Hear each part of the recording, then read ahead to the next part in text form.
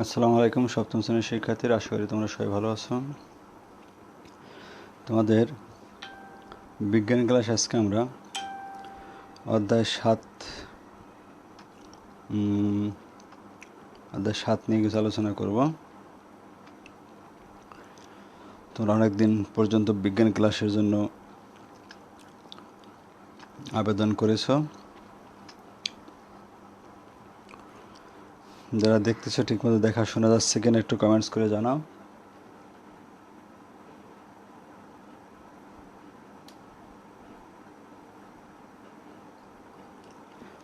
সব কিছু ঠিক আছে কিনা একটু কমেন্টস করে জানাবা।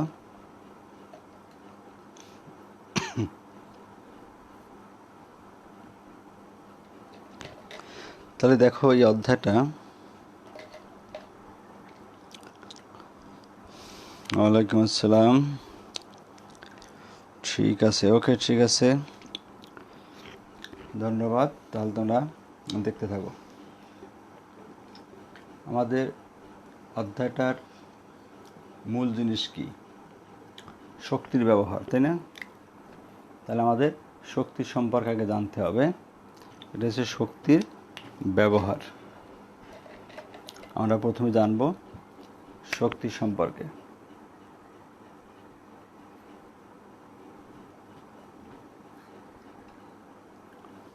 শক্তির ব্যবহার, ওকে।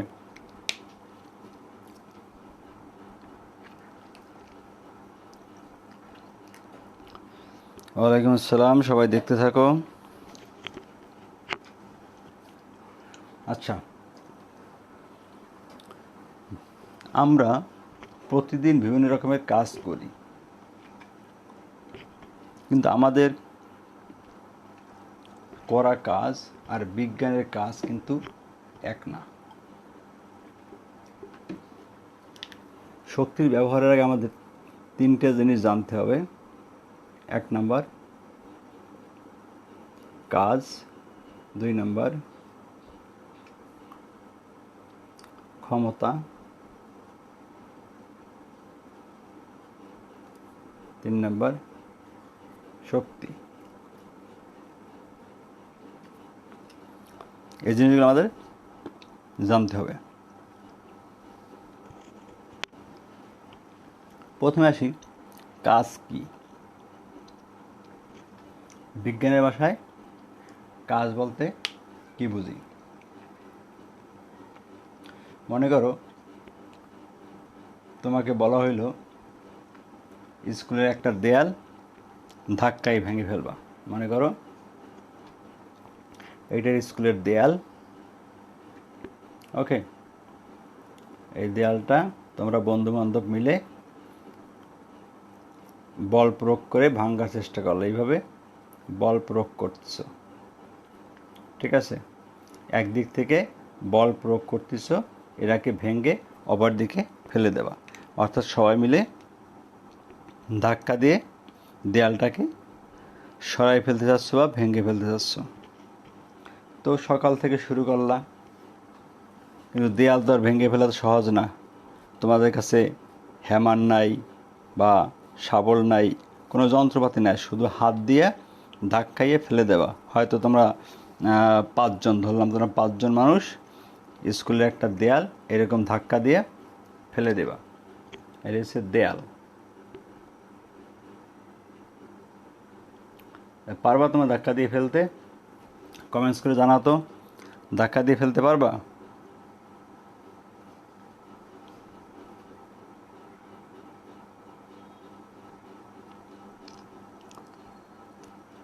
তাহলে আমার যেটা ধারণা, তোমরা ধাক্কা দিয়ে ফেলতে পারবে না। সকাল থেকে শুরু করে স্কুল ছুটির আগ পর্যন্ত ধাক্কা দিয়ে ফেলানোর চেষ্টা করলা, কিন্তু ফেলতে পারলা না। তাহলে তোমরা কি করলা? তোমরা খুবই ধাক্কাধাক্কি করলা, প্রত্যেকেই ঘেমে গেছো ধাক্কাধাক্কি করতে করতে, একদম ক্ষুধার্ত হয়ে গেছো, ঠিক আছে? অনেক পরিশ্রম হয়ে গেছে তোমাদের, কিন্তু আসল কথা কি জানো, যে বিজ্ঞানের ভাষায় তোমরা কোনো কাজই করো নাই। অর্থাৎ তোমরা যে সকাল থেকে শুরু করে সকাল সন্ধ্যা দেয়াল ধাক্কাধাক্কি ঠেলাঠেলি করলা, বিজ্ঞানের ভাষায় এটাই কোনো কাজ হয় নাই। ওকে।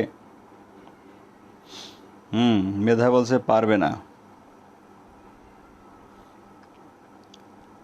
রাহেত রাহেত মনে করছো পারবা না।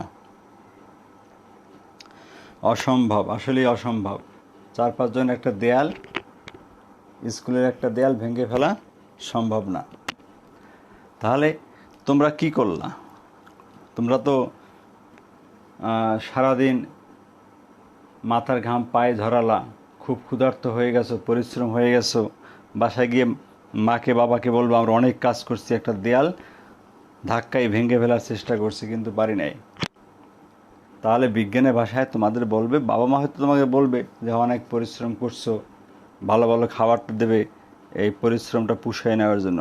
কিন্তু বিজ্ঞানের কাছে যদি তুমি বলো, বিজ্ঞানের সংজ্ঞার সাথে মিলাও, তাহলে দেখবা তোমার সারাদিনের ধাক্কাধাক্কি ঠেলাঠেলি এটা বৃথা গেছে।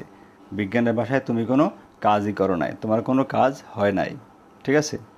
আবার মনে করো তোমার হাতে একটা সিরামিকের প্লেট দেওয়া হলো, সিরামিকের প্লেট। ঠিক আছে, এটা সিরামিকের প্লেট দেওয়া হলো তোমার হাতে। এটা কি দেওয়া হলো তোমাকে?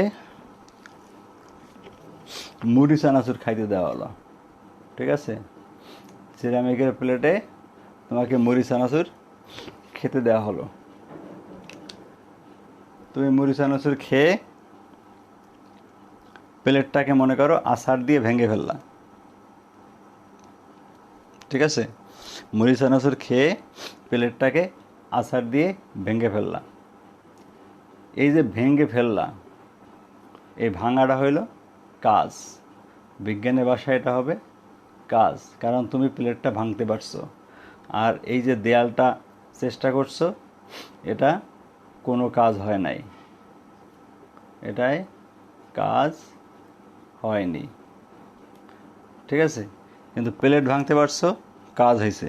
ঠিক আছে, এমনকি তুমি যদি বাড়ির ছাদ থেকে লাফ দিয়ে নিচে পড়ো, হাত পা যদি ভাঙে, তাহলে কাজ হয়েছে। ঠিক আছে, এটাও কাজ। তাহলে বিজ্ঞানের ভাষায় কোনো একটা ঘটনা যদি ঘটে ঠিকমতো, তাহলে কাজ। কিন্তু তুমি ঘটাতে গিয়ে সারাদিন চেষ্টা করছো, কিছুই ঘটাতে পারো নাই, কোনো কাজ না। ঠিক আছে, যদিও প্লেট ভাঙ্গা, ছাদ থেকে লাফ দেওয়া, এটাকে আমরা কাজ না বলে আমাদের সামাজিক ভাষায় বলি অকাজ। ঠিক আছে, সামাজিক ভাষায় আমরা এটাকে অকাজ বলি, কিন্তু বিজ্ঞান বলবে এটাকে কাজ। আবার দেয়াল ধাক্কায় ভাঙাটা যদি কেউ ভাঙতে বলে, সেটা খুব একটা অপরাধ না। হয়তো কর্তৃপক্ষ বলল যে দেয়ালটা ধাক্কায় সরাই ফেলাও, ঠিক আছে, তোমরা পারলা না, কিন্তু চেষ্টা করলা। আপাত দৃষ্টিতে মনে হবে অনেক কাজ করছো, চেষ্টা করছো, কিন্তু বিজ্ঞান বলবে কোনো কাজ করো নাই। আবার একটা অকাজ করছো প্লেট ভাঙা, বাট বিজ্ঞান বলবে তুমি কাজ করেছো।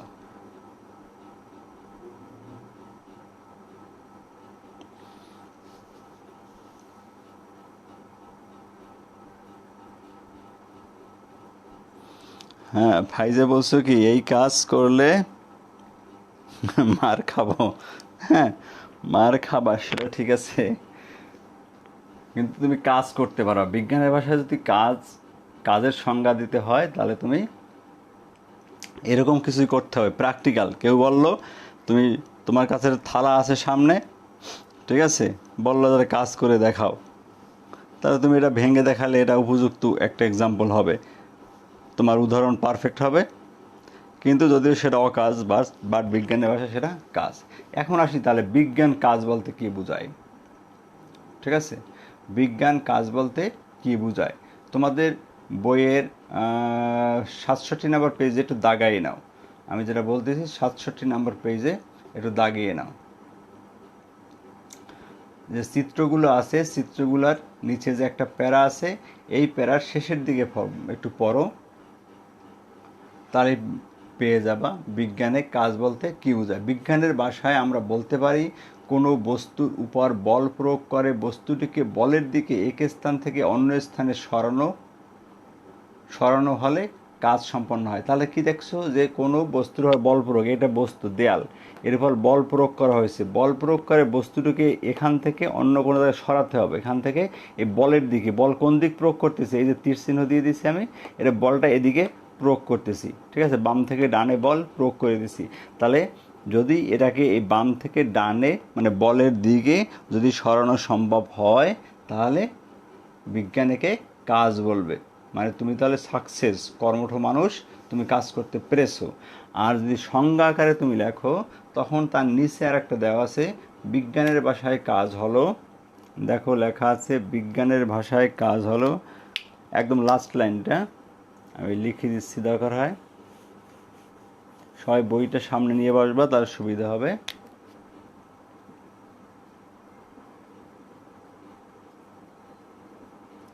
বিজ্ঞানের ভাষায়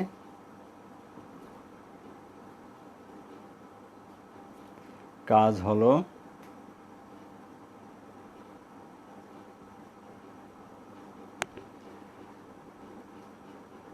বল ও বস্তু কর্তৃক, লাস্ট লাইনটা দেখো, বল ও বস্তু কর্তৃক বলের দিকে অতিক্রান্ত দূরত্বের গুণফল, বলের দিকে অতিক্রান্ত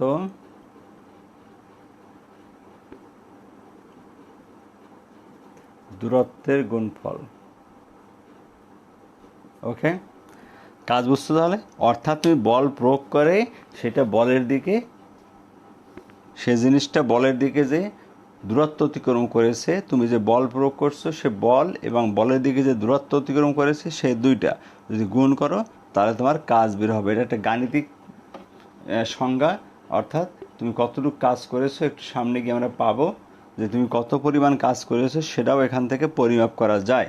এই সংখ্যাটার আলোকেই তোমার কাজের পরিমাপ করা যাবে, ঠিক আছে? তাহলে সংখ্যাটার মুখস্থ করে ফেলা এখনই, যে বিজ্ঞানের ভাষায় কাজ হলো বল ও বস্তু কর্তৃক। বল মানে বল বলতে কি আমাদের যে শারীরিক বল সেইটা, বল ও বস্তু কর্তৃক বলের দিকে, এই যে আমি তীর চিহ্ন দেখিয়েছিলাম, বলের দিকে যেদিকে বল প্রয়োগ করা হবে সেই দিকে, বলের দিকে অতিক্রান্ত দূরত্বের গুণফল, ঠিক আছে, বলের দিকে অতিক্রান্ত দূরত্বের গুণফল, এটা হলো কাজ। এখন দেখো আর একটা জিনিস, এখানে একটা এক্সাম্পল আছে, যেমন দুইজন রিক্সা চালক, এরা রিক্সা চালালো, একজন 10 মিনিটে একটা জায়গায় পৌঁছালো, আর একজনের সেই পথটা অতিক্রম করতে লাগছে 15 মিনিট। অথবা যদি আর একটা সহজ উদাহরণ দিই আমরা, তোমরা যখন স্কুলে আসো, দুই বন্ধু বা দুই বান্ধবী একই পথ যদি অতিক্রম করো, যে পাল্লা দিয়ে আজকে হেঁটে স্কুলে যাওয়া, দেখলা যে একজন 10 মিনিটে স্কুলে পৌঁছে গেছো আর একজনের স্কুলে পৌঁছাতে সময় লাগছে 15 মিনিট, ঠিক আছে? তাহলে এই দুইজনের মধ্যে কার কাজ করার হার বেশি, মানে কার কাজ বেশি করা হয়েছে, ঠিক আছে, কে কাজ বেশি করতে পারে? তাহলে যে কম সময় স্কুলে পৌঁছালো সে অবশ্যই বেশি কাজ করতে পারে। আর এই যে কম সময় বেশি কাজ করে ফেললো, এইটার সাথে জড়িত হলো ক্ষমতা। তা আমরা এখন আলোচনা করতেছি ক্ষমতা, আমাদের কাজের আলোচনা শেষ, এখন আলোচনা করতেছি ক্ষমতা। তাহলে ক্ষমতা দাঁড়াইলো কি, যে একটা কাজ দুইজন বা দুইয়ের অধিক লোক করলা, ঠিক আছে, দুইজন বা দুইয়ের অধিক লোক করলা, কিন্তু এক একজনের এক এক রকম সময় লাগলো, অর্থাৎ কারোর সময় বেশি লাগলো, কারোর সময় কম লাগলো। তাহলে এখান থেকে আমরা কি পাই, যে কারো কাজ করার ক্ষমতা বেশি, কারো কাজ করার ক্ষমতা কম, ঠিক আছে, কারো কাজ করার ক্ষমতা বেশি, কারো কাজ করার ক্ষমতা কম। তাহলে কোনো কাজ কে কত তাড়াতাড়ি করতে পারে তা দিয়ে ক্ষমতা বোঝায়। ক্ষমতা তাহলে কী হলো, কোনো কাজ কে কত তাড়াতাড়ি করতে পারে তাকে বলা হয় ক্ষমতা, ঠিক আছে? অর্থাৎ আমরা ক্ষমতা পাই মোট কাজকে মোট সময় দিয়ে ভাগ করে। তাহলে ক্ষমতা হলো মোট কাজ, এর সংজ্ঞা হবে মোট কাজ ভাগ মোট সময়। মোট কাজ মনে করো এখানে 1 কিলোমিটার পথ, ঠিক আছে, 1 কিলোমিটার পথ। আর মোট সময় এখানে কারো সময় লাগলো হয়তো 10 মিনিট, কারো সময় লাগলো 15 মিনিট, ঠিক আছে। তাহলে 1 কিলোমিটারকে 10 দিয়ে ভাগ করলে একটা ভাগফল আসবে, 15 দিয়ে ভাগ করলে আর একটা ভাগফল আসবে, ঠিক আছে। যে 10 মিনিট অতিক্রম করছে তার অ্যান্সার হবে, তার ক্ষমতা হবে 10 দিয়ে ভাগ করলে যেটা হয় সেটা, আর যে 15 মিনিটে অতিক্রম করেছে তার ক্ষমতা হবে 15 দিয়ে 1 কিলোমিটারকে ভাগ করলে যেটা হয় সেটা। বুঝতে পারছো? তাহলে ক্ষমতার আসলে কিসের সাথে জড়িত? কাজ দ্রুত করার সাথে। কে কত দ্রুত কাজ করতে পারে, কে কত দ্রুত কাজ করতে পারে তার সাথে ক্ষমতা জড়িত, ঠিক আছে। যার যত ক্ষমতা বেশি সে তত দ্রুত কাজ করতে পারে। ভালো করে বুঝো, যার যত ক্ষমতা বেশি সে তত দ্রুত কাজ করতে পারে। যার যত ক্ষমতা বেশি সে তত দ্রুত কাজ করতে পারে। এটা মাথায় রাখবা, ঠিক আছে। তাহলে কাজের সাথে ক্ষমতার একটা ওতপ্রোত সম্পর্ক আছে। প্রবলেম মনে হয় আছে।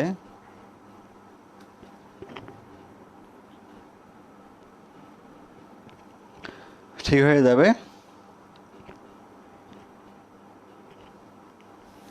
একটু ওয়েট করো, ঠিক হয়ে যাবে। তাহলে আমি যেটা বললাম যে হ্যাঁ আনক্লিয়ার, আমিও দেখতে পাচ্ছি, তোমরা একটু ওয়েট করো, ঠিক হয়ে যাবে।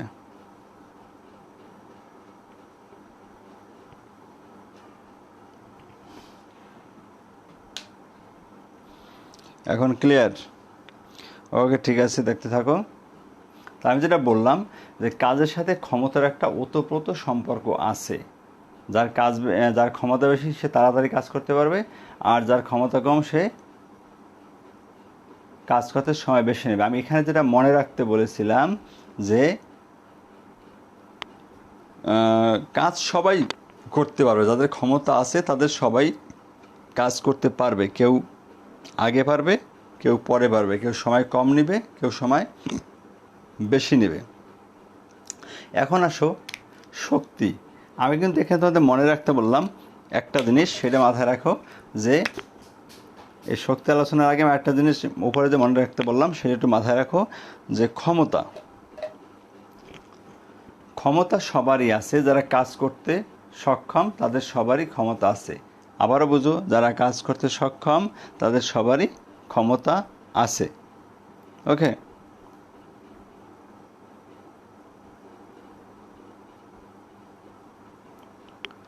যাদের ক্ষমতা আছে, হ্যাঁ এখন ক্লিয়ার আমার মনে হচ্ছে, একটু দেখতে থাকো।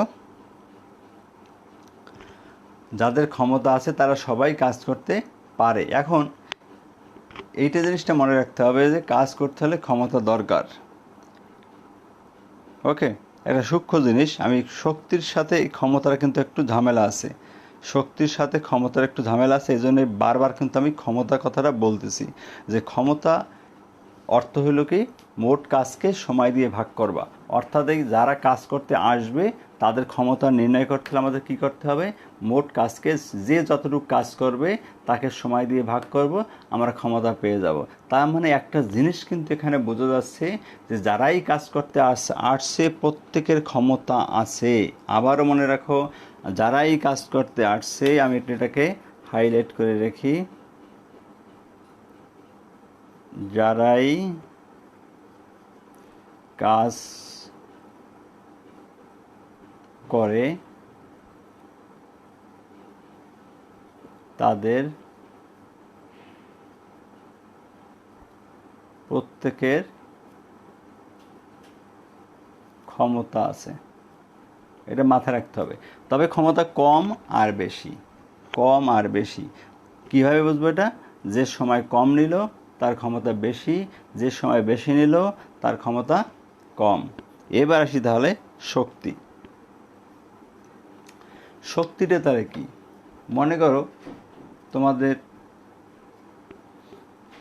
দুইজন লোককে, তোমাদের মধ্যে 2জন লোক বা 5জন লোক, তোমাদের 5জনই বলি, তোমাদের 5জন লোককে একই পরিমাণ একটা ওয়েট দেওয়া হলো, একই পরিমাণ ওয়েট, মনে করো 10 কেজি ওয়েট, 10 কেজি ওয়েট দেওয়া হলো, যে তোমরা এই 5জনের প্রত্যেকের কাছে 10 কেজি করে মনে করো ওয়েট দেওয়া হলো, ইট, মনে করো ইট দেওয়া হলো 10 কেজি 10 কেজি, হয়তো 10টা, ধরে নিলাম 10টা ইট দেওয়া হলো, প্রত্যেকের 10টা ইট দেওয়া হলো, যে তোমরা এই 10টা ইট একবারে নিচতলা থেকে 5তলার ছাদের উপর উঠাবা, একবারে একটা একটা করে না, 10টা ইট একত্রে নিচতলা থেকে 5তলার ছাদে উঠাবা। কয়জন পারবা একটু কমেন্টস করে জানাও তো। দেখা গেল এদের মধ্যে 1জন বা 2জন 10টা ইট নিয়ে ছাদে উঠলো, আর বাকি যারা আসো এদের দেখা গেলো কেউ একতলা ইটের নিচে চাপা পড়ে আসো, কেউ 2তলায় হাত পা ইটের নিচে পড়ে আছে, কেউ সেন্সলেস হয়ে 3তলায় পড়ে আসো, ঠিক আছে, আর কেউ হয়তো দেখা যাচ্ছে যে সিঁড়িগুড়া থেকে উঠতে পারো নাই, আবার 1-2জন হয়তো একদম 10টা ইট নিয়ে ছাদে উঠে গেছো। তাহলে কি দাঁড়ালো? এইখানে হলো তোমাদের শক্তির পরিচয়, ঠিক আছে। তুমি যদি না পারো, তোরা তো পারবে না। রায়াত যদি না পারো তাহলে এরা বাকিরা পারবেই না। আর কেউ সাহস করে বলো, পারবা? 10টা ইট ছাদে উঠাবা, কোনো ব্যাপার, একত্রে 5টা করে 2 ভাগ করে পাশাপাশি বসাবা, নিচে একটা কাঠ নিবা, কাঠের উপর 5টা 10টা, এবার মাথার উপরে নিবা, একদম সোজা টনটনায় উঠে যাবা ছাদের উপর। পারবা না কেউ? তাহলে যদি না পারো, তোমাদের কারোই শক্তি নাই। ক্ষমতা হয়তো আছে কিন্তু শক্তি নাই। ক্ষমতা আছে কীভাবে বুঝবা? কারণ তোমাদের হেঁটে হেঁটে স্কুলে আসতে পারো, ঠিক না? যদি রিক্সা না পাও, হেঁটে হেঁটে স্কুলে আসতে পারো না, বাসায় হাঁটাহাঁটি করো, তার মানে ক্ষমতা আছে কিন্তু শক্তি নাই। ক্ষমতা আছে, শক্তি নাই, ব্যাপারটা বুঝছো? তাহলে ক্ষমতা আছে, শক্তি নাই, এরই বলে ক্ষমতা আছে, শক্তি নাই। তাহলে আমি যেটা বলতেছিলাম, কাজের কথায় আসি। ভাইসা লিফট দিয়ে যাবা? হ্যাঁ, তোমার নিজের বাসা হলে লিফটে যেতে পারবা, আর যদি ভাড়া বাসায় থাকো তাহলে 10টা ইট বাড়ি হলে লিফট ধরতে দেবে না, বুঝছো? আর লিফট তো ছাদ পর্যন্ত থাকে না, 1 ফ্লোর কম থাকে, সেই 1 ফ্লোরেতে তুমি উঠাইতে পারবা না 10টা ইট, ঠিক আছে? তাহলে কি বোঝা গেল? তোমরা 10টা ইট উঠাইতে পারলা না, তাহলে তোমাদের শক্তি নাই। এখন আসল কথায় আসো। বইতে যে এক্সাম্পলটা দেওয়া আছে, দেখো যে তোমরা 2জন দৌড়ালা, দৌড়াদৌড়ি, এই যে স্পোর্টসের সময় যে দৌড় দেওয়া হয় না, এরকম চক্রাকারে হয়তো চক্রাকারে দৌড়ালা। হ্যাঁ, যে ট্রাক আছে, ট্রাকে 5বার প্রদক্ষিণ করতে হবে। কেউ দেখা গেল একদম সুন্দর করে 5বার প্রদক্ষিণ করে, একেবারে 5বার প্রদক্ষিণ করে বসে আছো। আবার কেউ দেখা গেল 1বার বা 2বার প্রদক্ষিণ করে ট্রাকের মধ্যে পড়ে আসছো, ঠিক আছে? তাহলে কি, এই যে কাজ করতে পারলা না, তাহলে তোমার এই 5বার দৌড়ানোর শক্তি নাই। তোমার তো ক্ষমতা আছে, তোমার যদি বলা হয় 5বার হাইটে আসো আস্তে আস্তে, তাহলে তুমি পারবা, ক্ষমতা কিন্তু আছে, কিন্তু শক্তি নাই। হয়তো যার যার শক্তি বেশি আছে, সে, যার শক্তি আছে সে হয়তো এই 5বার তোমাকে হাইটে আসতে বললে খুব অল্প সময় ঘুরে সে চলে আসবে। আর তুমি হয়তো তোমার হয়তো শক্তি নাই বিধায় তুমি কী করবা? শক্তি নাই কিন্তু ক্ষমতা আছে, তুমি কী করবা? আস্তে আস্তে আস্তে আস্তে হাইটে হাইটে শেষ মতো না পারলে গড়াগড়ি খাইয়ে গড়িয়ে গড়িয়ে, ঠিক আছে, যে গোল জিনিস হইলে যেরকম গড়াগড়ি খাইয়ে যায় না, একটা বোতল, পানির বোতল যদি ফ্লোরে ধাক্কা দাও তাহলে গড়াইতে গড়াইতে যায় না, সেরকম হাঁটতে না পারলে সে গড়াইতে গড়াইতে না হলে গেলা, পুষতে তো পারলা কোনোভাবে, ঠিক আছে? এটা হলো ক্ষমতা। এই যে পৌঁছতে পারলা তুমি, এটা হলো ক্ষমতা। কিন্তু তোমার তো আসলে কন্ট্রাক্ট ছিল কি? দৌড়ানো। তুমি দৌড়াবা, ঠিক আছে, দৌড়ে দৌড়ে 5 বার দৌড় দিয়ে একদম সুস্থ সবলভাবে 5 রাউন্ড কমপ্লিট করে তারপর বসবা। সেটা যদি না পারলা তাহলে তোমার শক্তি নাই। বুঝতে পারছো? তো এটা হলো শক্তি এবং ক্ষমতার ডিফারেন্স। এটা বুঝতে পারছো কি না? এখন আমাকে একটু কমেন্টস করে জানাও যে কাজ, ক্ষমতা, শক্তি 3টা জিনিস ফুল ক্লিয়ার কিনা। এটা কিন্তু তোমাদের কাছে ঘোলায় যায় যে যাহাই কাজ তাহাই ক্ষমতা তাহাই শক্তি মিলে যায়। এটা আমার মনে হয় এখন আর মিলে যাওয়ার কথা না। আমি যে কথাগুলো বলেছি এটা যদি বারবার তুমি খেয়াল করো তাহলে বুঝতে পারবা। যেমন কাজ হলো সর্বোপরি, কাজ হলো এমন জিনিস যে তুমি যা কিছু করো সেটা তোমার বলের দিকে বস্তুর স্থান পরিবর্তন হতে হবে, বলের দিকের বস্তুর স্থান পরিবর্তন হতে হবে। তুমি একটা ফুটবলকে লাথি মারলা, কাজ হয়েছে। ঠিক আছে, ক্রিকেট বলকে বাড়ি মারলা, কাজ হয়েছে। বুঝতে পারছো? তুমি কাউকে একটা থাপ্পড় মারলা জোরে, সে হয়তো থাপ্পড় খেয়ে 2 হাত সরে গেছে, কাজ হয়েছে। কিন্তু যদি শক্ত করে থাপ্পড় মারো, যে তুমি থাপ্পড় মারলা কিন্তু সেটা নড়লই না, সোজা দাঁড়াই এলো, তোমার থাপ্পড়ে তো কিছু হলো না, এটা কিন্তু কাজ হইলো না। তা থাপ্পড় মারতে হলে কী করতে হবে? আজকে এমন জোরে মারতে হবে জানি সে পড়ে যায়, তাহলেই কাজ হয়েছে। তো এরকম থাপ্পড় মারবা না যে যাতে কাজ হবে না, কারণ বদনাম তো হবেই। মারলে সেরকম মারতে হবে যাতে কাজের কাজ হয়। বিজ্ঞান ভাষায় কাজও হইলো আর তোমার প্রতিশোধ নেওয়া হইল। তাহলে থাপ্পড় মারলে এরকম মারতে হবে। বুঝতে পারলাম? আর ক্ষমতার শক্তি, তাহলে এদের মধ্যে একটা যে ছোট্ট সূক্ষ্ম পার্থক্য আছে সেটা বুঝতে পারছো যে ক্ষমতা মোটামুটি সবারই আছে। বুঝতে পারছো? ক্ষমতা মোটামুটি সবারই আছে। দেখবা যে কোনো অফিসের অফিসারের চেয়ে পিয়নের ক্ষমতা অনেক সময় বেশি। এটা খেয়াল করছো তোমরা? একটু বড় হইলে, এখন না বুঝলেও আর একটু বড় হইলে বুঝবা যে কোনো অফিসে দেখবা যে সরকারি অফিসগুলো বিশেষ করে অফিসারের চেয়ে পিয়নের ক্ষমতা বেশি। অফিসার যদি ধমক দেয় তখন পিয়ন বলে আমি পারবো না স্যার, কারণ যে ও পিয়ন জানে যে অফিসার তারা কিছুই করতে পারবে না, বড় যে ট্রান্সফার করে দেবে, চাকরি তো নষ্ট করতে পারবে না, এই জন্য ক্ষমতা বেশি। আবার বাইরে গিয়ে ওই অফিসারের দাপট দেখায়, আমি অমুক অফিসারের পিয়ন। ঠিক আছে, আমি অমুক অফিসারের পিয়ন ভাব দেখায়। ঠিক আছে, এইটা একটা ক্ষমতা। যদি এই ক্ষমতা আমি এখানে বলি নাই, আমি যেটা বলেছি সেটা তোমরা বুঝতে পারছো। 100% ক্লিয়ার বলতেছো, হ্যাঁ, কেউ 100/100% ক্লিয়ার। হ্যাঁ, 100/100% ক্লিয়ার, তো 100/100 ভাগ দিলে কিন্তু 1 হয়, 1% ক্লিয়ার, বাকি 99% কি ক্লিয়ার না? ফাইজার 100/100% ক্লিয়ার, এটা কিন্তু করলে হয় 1%, মানে 99% বোঝো নাই। তাহলে ক্ষমতা বুঝতে পারছো যে ক্ষমতা মোটামুটি সবারই আছে, কিন্তু শক্তি সবার নাই। শক্তি নাই বলতে কি, শক্তি হতে হলে, শক্তি অর্জন করতে হলে নির্দিষ্ট সংখ্যক কাজ তোমাকে সম্পন্ন করার মতো অ্যাবিলিটি থাকা লাগবে। নির্দিষ্ট সংখ্যক কাজ বা নির্দিষ্ট পরিমাণের কাজ। ঠিক আছে, নির্দিষ্ট সংখ্যক কাজ বা নির্দিষ্ট পরিমাণের কাজ, ওকে, সেইটা তোমার সম্পাদন করার মতো যোগ্যতা থাকা লাগবে, তাহলেই তোমার শক্তি আছে। এখন তোমরা মনে করতে পারো যে আমাদের তার একেবারে শক্তি নেই, আমরা 10টা ইট উঠাইতে পারলাম না। না রে বাবা, তোমাদের শক্তি আছে, কারণ তোমরা 1টা ইট উঠাইতে পারবা বা 2টা ইট উঠাইতে পারবা, তাহলে তোমাদের শক্তি আছে। আমি হয়তো একটু লোড বেশি দিয়ে তোমাদের যাচাই করলাম যে শক্তি কতটুকু আছে। তো সবাই ফেল করছো যে শক্তি আসলে কারোই নাই, কিন্তু আসলে শক্তি তোমাদেরও আছে। তোমরা যদি 1টা ইট বা 2টা ইট উঠাইতে পারো, সেটাও একটা শক্তির পরিচয়। ঠিক আছে, অথবা তোমাদের কলম নিয়ে তো ছাদে উঠতে পারবা না? একটা নিচতলা থেকে একটা কলম, লেখার কলম হাতে নিয়ে তো ছাদে উঠতে পারবা, এটাও একটা শক্তি। ঠিক আছে, তার মানে তোমাদের শক্তি আছে, একেবারে আপসেট হওয়ার কিছু নাই। মিনিমাম একটা কলম তোমরা নিয়ে ছাদে উঠতে পারবা। ঠিক আছে, তাহলে তোমাদের শক্তি আছে। তাহলে আমরা কাজ, ক্ষমতা, শক্তি তোমরা যেটা বললা ফুল ক্লিয়ার। ওকে, ধন্যবাদ, বুঝাতে পারলাম। এটা কিন্তু অনেকেই এলোমেলো করে ফেলায়, বিশেষ করে ক্ষমতার মধ্যে শক্তি, শক্তির মধ্যে ক্ষমতা ঘোলায় যায়, এই জিনিসটা না হয়। এবার আসি শক্তির রূপ, তোমাদের পার্ট 2 এবং 3-এ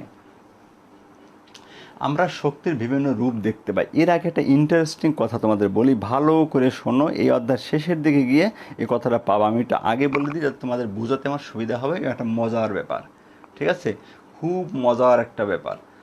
সেটা হইল এই যে শক্তির কথা বললাম আমি, অ্যাকচুয়ালি কিন্তু এই পুরা বিশ্বে, মহাবিশ্বে মোট শক্তির পরিমাণ নির্ধারিত। আমাদের মহাবিশ্বে মোট শক্তির পরিমাণ নির্ধারিত। আল্লাহ যখন আমাদের এই পৃথিবীকে সৃষ্টি করেছেন, এই মহাবিশ্বকে সৃষ্টি করেছেন, তখন মোট শক্তির পরিমাণ নির্ধারণ করে দিয়েছেন। ঠিক আছে, তাহলে পৃথিবীর সৃষ্টির শুরু থেকে আজ পর্যন্ত যে শক্তি দেখতে পাচ্ছ সেটা একদম সৃষ্টির শুরুতেই ছিল। ঠিক আছে, তাহলে আমাদের এই মহাবিশ্বে মোট শক্তি পরিমাণ নির্দিষ্ট। আমি একটু পয়েন্ট আকারে লিখি। 1 নম্বর হলো মহাবিশ্বে মোট শক্তির পরিমাণ নির্দিষ্ট। ওকে, মোট শক্তি পরিমাণ নির্দিষ্ট, অর্থাৎ মাইপে দিছে। ঠিক আছে, মনে কর আল্লাহ মেপে দিছে, হয়তো 5 কেজি শক্তি দিছে বা 10 কেজি, 100 কেজি, 200 কেজি শক্তি আল্লাহ আমাদের মহাবিশ্বে দিয়ে দিয়েছে। জাস্ট এক্সাম্পল বলতেছি। তাহলে মোট শক্তি পরিমাণ নির্দিষ্ট। 2 নম্বরে, এই শক্তির, যে শক্তি আল্লাহ দিয়ে দিয়েছে, এই শক্তির ধ্বংস নাই। ঠিক আছে, ধ্বংস বা বিনাশ বা শেষ করা যায় না। শক্তিকে আমরা ধ্বংস করতে পারি না, শেষও করতে পারি না। 3 নাম্বার, নতুন কোনো শক্তি আমরা তৈরি করতে পারি না। নতুন কোনো শক্তি সৃষ্টি করা যায় না। দেখো আশ্চর্যের কথা না, যে মহাবিশ্বে মোট শক্তি পরিমাণ নির্দিষ্ট, শক্তির ধ্বংস বা বিনাশ নাই, এবং নতুন কোনো শক্তি সৃষ্টি করাও যায় না। তাহলে আমরা কি করি? তাহলে আমরা যেটা করি, আমরা শুধু শক্তির রূপ পরিবর্তন করি। ঠিক আছে, আমরা এবারে আমার এই পয়েন্ট করে খেয়াল করলে মোটামুটি অধ্যায়টা সম্পর্কে ফুল তোমাদের ধারণা হয়ে যাবে। আমরা শুধুমাত্র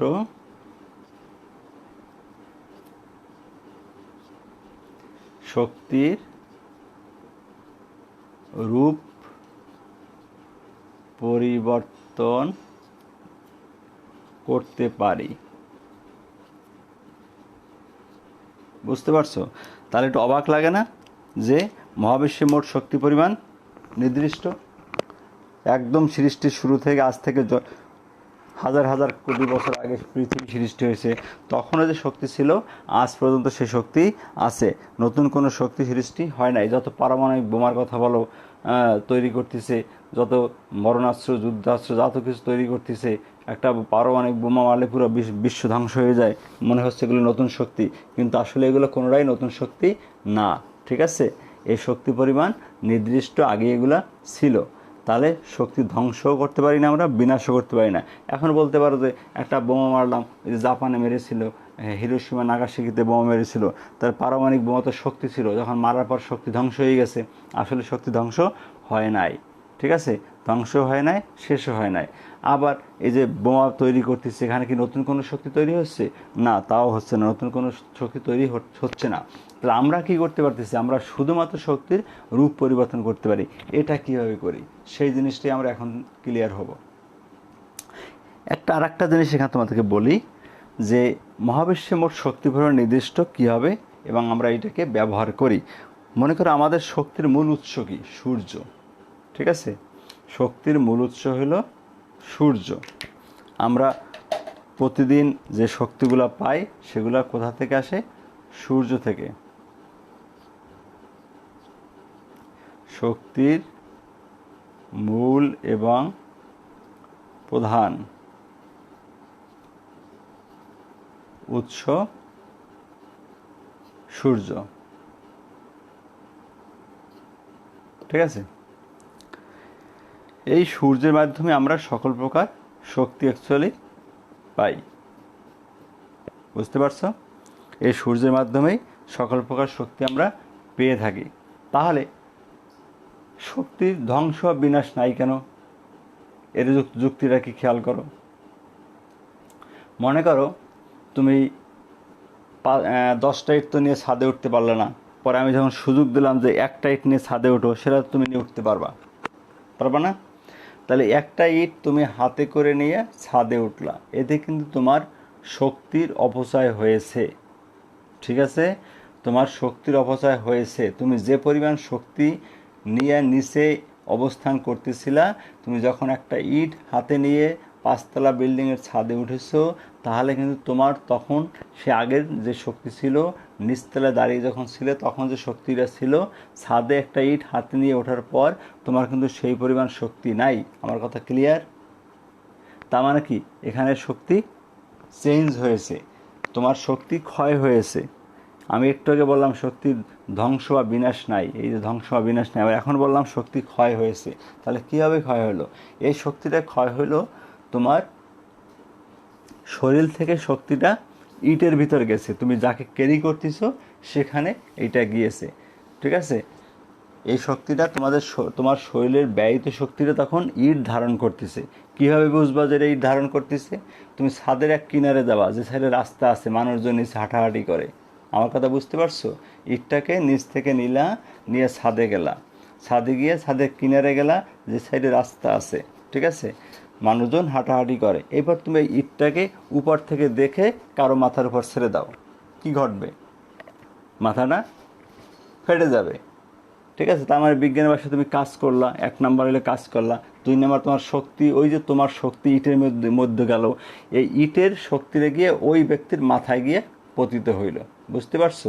তার মানে তোমার যে শক্তি, সেই শক্তিটাই কিন্তু সজোরে গিয়ে ইটের ভিতরে জমা হয়ে সজোরে গিয়ে ওই ব্যক্তির মাথায় আঘাত হানেছে এবং তার মাথাটা ভেঙে চূর্ণ বিচূর্ণ হয়ে গেছে। এভাবে শক্তিগুলো পর্যায়ক্রমে ঘুরতে থাকে। বুঝতে পারছো আমার কথা? তো আমার এই উদাহরণটা ফলো করো না, যে ইট ছাদে নিয়ে আবার কারো মাথার মধ্যে ফাইলো না, কারণ মামলা হলে কিন্তু আমি বলবো যে আমি মারতে বলি নাই। ঠিক আছে, এটা জাস্ট বোঝানোর জন্য, একদম বাস্তব আঙ্গিকে বোঝানোর জন্য এটা বললাম। ঠিক আছে, মারার জন্য না। তাহলে শক্তির মূল উৎস হলো সূর্য। এইটা আবার কেন? একটা জিনিস খেয়াল করো, আমরা যে শক্তি পাই, এই যে তুমি একটা ইট নিয়ে ছাদে উঠবা, তোমার যদি 7 দিন না খাওয়াই রাখা হয়, তখন তুমি তো ইট নিয়ে ছাদে উঠতে পারবা না। এই নিজের ইট নিজের মাথার উপর ঘুরে পড়বে, ঠিক না? দেখবা তুমি ইটের নিচে পড়ে আসছো আর ইট তোমার উপরে বসে আছে। তোমাকে 7 দিন না খাওয়াই যদি একটা ইট দেওয়া হয় যে এটা নিয়ে ছাদে ওঠো, তুমি তখন সেটাও পারবা না, মাথা ঘুরে পড়ে যাবা। তাহলে কি দাঁড়াইলো? তাহলে তুমি শক্তি কই থেকে পাও? তোমাকে প্রতিদিন খাবার দিলে তুমি যে শক্তি পাও, সে শক্তিটা কোথা থেকে পাও? সেটা পাও ওই যে আমরা নিজেরা খাদ্য তৈরি করতে পারি না, আমাদের সকল খাদ্য কোথা থেকে আসে? উদ্ভিদ আর অন্যান্য প্রাণী থেকে আসে। আর উদ্ভিদ কি করে? নিজের খাদ্য নিজে তৈরি করতে পারে। তাই এই যে উদ্ভিদের খাদ্য আমরা খেয়ে শক্তি সংগ্রহ করি বা সংরক্ষণ করি। ঠিক আছে, আর উদ্ভিদ কোথা থেকে পায়? উদ্ভিদের খাদ্য তৈরির যে প্রক্রিয়াটা তোমরা জানো, যে উদ্ভিদ সালোক সংশ্লেষণের মাধ্যমে খাদ্য তৈরি করে, যার একেবারেই প্রধান উপাদান হইল সূর্যের আলো। সূর্যের আলো ছাড়া তুমি ক্লোরোফিলের পানি দিয়ে সারাদিন ঢাইকে রাখলেও বিন্দুমাত্র খাদ্য উৎপাদন হবে না। ঠিক আছে, তাহলে আমরা কি পেলাম? যে শক্তি মূলত আসলো কোন জায়গা থেকে? সূর্য থেকে। আর যে পানি, ক্লোরোফিল, এটা হচ্ছে সাপোর্টিং উপাদান। যেমন তোমার আগুন জ্বালাতে হলে কী লাগবে? ম্যাচ লাগবে একটা। ঠিক আছে, ম্যাচ দিয়ে তুমি আগুন জ্বালালা, কিন্তু শুধু এখানেই শেষ না। তোমাকে যদি এমন কোনো জায়গাটায় আগুন জ্বালাইতে বলা হয় যেখানে কোনো অক্সিজেন নাই, তাহলে কিন্তু তুমি আগুন জ্বালাতে পারবে না। তাহলে অক্সিজেনটা কি? সাপোর্টিং বিষয়, সাপোর্টিং একটা জিনিস। যদি অক্সিজেন না থাকে তাহলে তুমি সেখানে আগুন জ্বালতে পারবে না। ঠিক একইভাবে আমি যেটা বললাম, যে সূর্যের আলো যদি না হতো তাহলে উদ্ভিদ খাদ্য তৈরি করতে পারত না। আর উদ্ভিদ তাহলে খাদ্য তৈরি করে মানে কি করে? উদ্ভিদ আসলে সূর্যের শক্তিটাকে তার যে তৈরি করা খাদ্য তার মধ্যে ধারণ করে। ক্লিয়ার? এবার বুঝতে পারছো? উদ্ভিদ সৌরশক্তিকে তার খাদ্যের মধ্যে ধারণ করে। তাহলে প্রত্যেকটা উদ্ভিদজাত খাদ্যের মধ্যে সৌরশক্তি বিদ্যমান। তুমি ভাত খাও, তার মধ্যে সৌরশক্তি আছে। ঠিক আছে, তুমি যে কোনো তরকারি খাও, তার মধ্যে সৌরশক্তি আছে। ঠিক আছে, এরকম আবার প্রাণীদের মধ্যেও আছে, কারণ প্রাণী খায় কি? সকল প্রাণী উদ্ভিদ জাতীয় খাবারের উপর নির্ভরশীল। সেক্ষেত্রে ওরাও সে একইভাবে আমাদের মতো করে উদ্ভিদ থেকে শক্তি পায়। তাহলে এক কথা বোঝা যায় যে উদ্ভিদ যেহেতু সূর্যের আলোয় খাদ্য তৈরি করে, তার মানে সূর্যের আলো থেকে সে শক্তি সংগ্রহ করে। সেই শক্তিটা যায় আমাদের শরীরে এবং আমরা সেই শক্তির অপব্যবহার করে বিভিন্ন কাজকর্ম করে থাকি। আশা করি বুঝতে পারছো। তার মানে শক্তির রূপান্তর নিয়ে আমরা আলোচনা করতেছিলাম, সেইটা এখন দেখো। যে শক্তির রূপান্তরটা আমি অনেকটা ক্লিয়ার করে ফেলছি যে শক্তি তো শুধু তাহলে একটাই, মনে করো শক্তি একটাই, সূর্য একমাত্র শক্তির উৎস। এই সূর্যের শক্তিটাকে ব্যবহার করে কি কি করি তাহলে দেখো, সূর্যের শক্তি ব্যবহার করে প্রথমে গাছ খাদ্য তৈরি করে, সেই গাছের খাদ্য নিজে খায় দায় বেঁচে থাকে আর আমাদের জন্য জমা রাখে। আমরা খাওয়ার পর আমরা কি করি, আমরা আবার সেই শক্তিতে শক্তিবান হয়ে আমরা অন্যান্য কাজ করি। ঠিক আছে, তাহলে আমাদের এই শক্তিগুলো, সৌরশক্তি আসে গাছের মধ্যে, গাছ থেকে আমাদের থেকে অন্যান্য যে কাজ করি তাদের মধ্যে এরকম ট্রান্সফার হতে থাকে। ঠিক আছে, আরও একটা কাজ আমরা যেটা করি যে সৌরশক্তিতে কি আছে, ভিটামিন ডি আছে। তুমি যদি রোদে দাঁড়াই থাকো তা তোমার উপকার আছে, কিন্তু অনেক বেশি সময় না, আধা ঘন্টা। ঠিক আছে, সকালে রোদে দাঁড়ালেই ভালো। তো এরকম যদি তুমি রোদে দাঁড়াও তাহলে তুমি সেখান থেকে ভিটামিন ডি পাবা, গেল এক নাম্বার। দ্বিতীয় কথা হলো উদ্ভিদ খাদ্য তৈরি করলো। তৃতীয় কথা হলো তুমি উদ্ভিদের খাদ্য খাইলা, সরাসরি ভিটামিন ডি নিলা, তাহলে সব কিছু মিলে তুমি ভালো পরিমাণের একটা শক্তি সূর্য থেকে নিয়ে নিলা। ওকে, এইবারে তুমি যখন বিভিন্ন কাজ করতে যাবা, মনে করো তুমি একটা ইঞ্জিন চালাতে যাবা, তুমি একটা ফ্যান চালাতে যাবা, আর ফ্যানের কথাই বলি, ইঞ্জিনের দরকার নেই এত সকালে। একটা ফ্যান চালাতে গেলে তো সুইচ দিতে হয়, সুইচ, ঠিক না, সুইচটাকে অন করতে হয়। তাহলে এই যে সুইচটা অন করা, এটা কিন্তু শক্তি লাগে। আর মনে হতে পারে এ তো ছোটো বাচ্চারাই পারে, না, তা কিন্তু পারে না। ঠিক আছে, একদম তুমি যদি 1-1.5 মাস 2 মাসের বাচ্চারা বলো যে সুইচটা অন করো, সে কি পারবে? এখন তোমাদের কাছে মনে হচ্ছে সুইচ অন করে, এটা আবার কিসের কাজ? এটা ভালো কাজ। ঠিক আছে, মানে অনেক পরিশ্রমের কাজ সুইচ অন করা অফ করা। কারণ যদি এটা যদি না হইতো তাহলে আমাদের বিদ্যুৎ বিল অনেক কম হইতো। বাসা বাড়িতে দেখবো অযথা ফ্লাইট ফ্যান চলতে আছে, কী কষ্ট এগুলো অফ অন করতে, বারবার চলতেছে তো চলতেছেই। ঠিক বলছি কিনা বলো? তাহলে এগুলো আসলে এই সুইচগুলো অফ অন করার জন্য শক্তি দরকার। তাহলে দেখো, আমরা কিন্তু সূর্য থেকে রাসায়নিক শক্তিটা নিলাম, রাসায়নিক শক্তিটা আমাদের শরীরের মধ্যে আসলো খাওয়া দাওয়া বিভিন্ন রাসায়নিক বিক্রিয়ার মাধ্যমে। এই শক্তিটাকে আমরা বিভিন্নভাবে ব্যবহার করি। প্রথমত যান্ত্রিক শক্তিতে ব্যবহার করি, যেমন সুইচ অফ অন করলাম, ফ্যান চললো, লাইট জ্বললো, এটা কি যান্ত্রিক শক্তি। এটা দিয়ে আমরা যন্ত্র চালাতে পারি, বিভিন্ন রকম যন্ত্র চালাতে শারীরিক আবার বিভিন্ন পরিশ্রম আছে। ওকে, তাহলে আমরা দেখতে পেলাম কি, যে শক্তিটাকে আমরা যান্ত্রিক শক্তিতে রূপান্তর করতে পারি। তোমাদের বইতে দেখো যান্ত্রিক শক্তি আছে, যে গাড়ি ঘড়ি যত কিছু চলে এরা হলো যান্ত্রিক শক্তি। ঠিক আছে, এইভাবে যান্ত্রিক শক্তিতে রূপান্তর করে। আবার সে রাসায়নিক শক্তিটা কি, তাহলে পরবর্তী স্টেজে দেখো রাসায়নিক শক্তির কথা বলা হচ্ছে। তুমি যদি সহজে জিনিসটা চিন্তা করো, ব্যাটারি, তোমরা হয়তো কিছু কিছু টর্চ ব্যাটারি দেখেছো, টর্চ ব্যাটারি যেগুলোকে ভাঙা যায়, ভাঙলে ভিতরে কালির মতো অনেক কিছু জিনিস বের হয়। এই টর্চ ব্যাটারি, এটার মধ্যে কিন্তু শক্তি সংরক্ষণ করে রাখা হয়। বুঝতে পারছো, শক্তি সংরক্ষণ করে রাখা হয়, এটাকে বলা হয় রাসায়নিক শক্তি। এই রাসায়নিক শক্তিটা টর্চ ব্যাটারিটা টর্চের মধ্যে ঢুকাই তুমি একটু চাপ মারলা, একটা বাটন আছে, বাটনে চাপ মারলে কী হলো, তুমি টর্চের আলো দেখতে পারলা। তাহলে খেয়াল করো, তোমার আছে কিন্তু রাসায়নিক শক্তি। ওকে, তোমার আছে কিন্তু রাসায়নিক শক্তি, বাট তুমি দেখতেছো এখন আলোক শক্তি।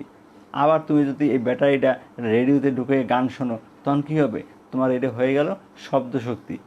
বুঝতে পারছো?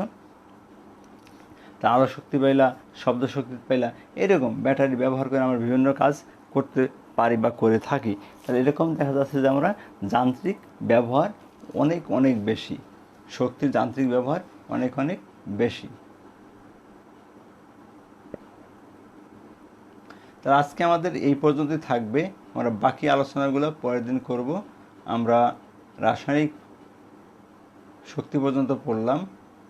আমি যে সংখ্যাগুলো লিখলাম, এইখানে যে কথাগুলো লিখলাম, এটি সব মুখস্থ করবা এবং আমাকে হোমওয়ার্ক করে দিবা। ঠিক আছে, SW থাকবে,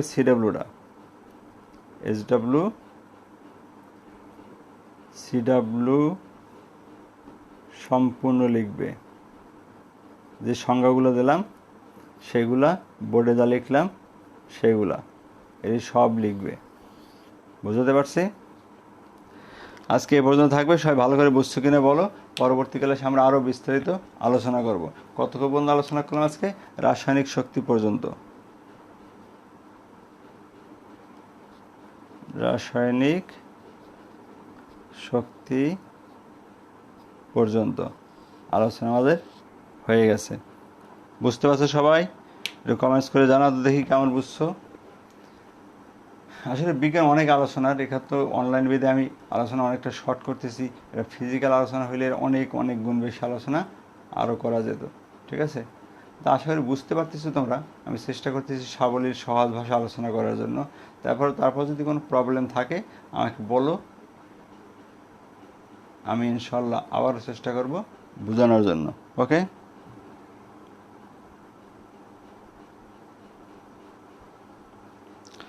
পরীক্ষার সিলেবাস চেয়েছো, ভালো কথা। পরীক্ষার সিলেবাসটা দেয়া যায়, তাহলে আগে থেকে প্রিপারেশন নিতে পারো। ওকে, পরীক্ষার সিলেবাস নিয়ে নাও তাহলে। তাহলে আমাকে একটু জানাও, আমরা লাস্ট তো 7.1 করলাম, তার আগে কোনটা করছিলাম? পরীক্ষার সিলেবাস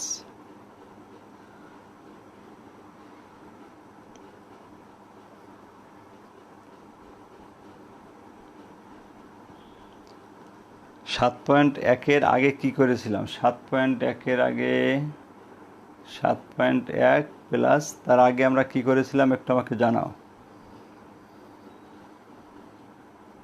7.1-এর আগে আমরা করেছিলাম কি 6-এর 1-2 নাকি?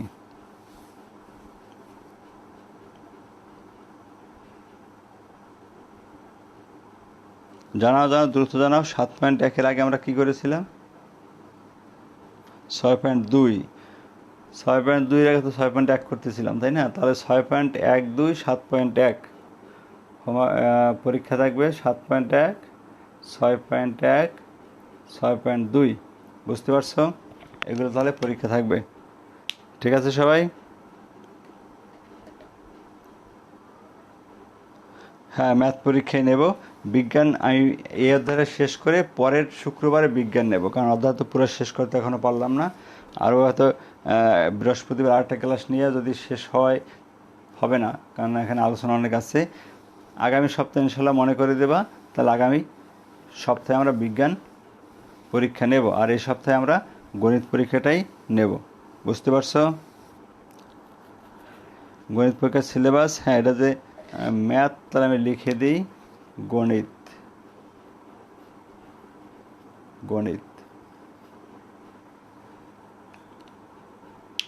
বুঝতে পারছো সবাই? তাহলে আজকে এ পর্যন্ত থাকলো। সবাই ভালো থাকো, সুস্থ থাকো। আল্লাহ হাফেজ।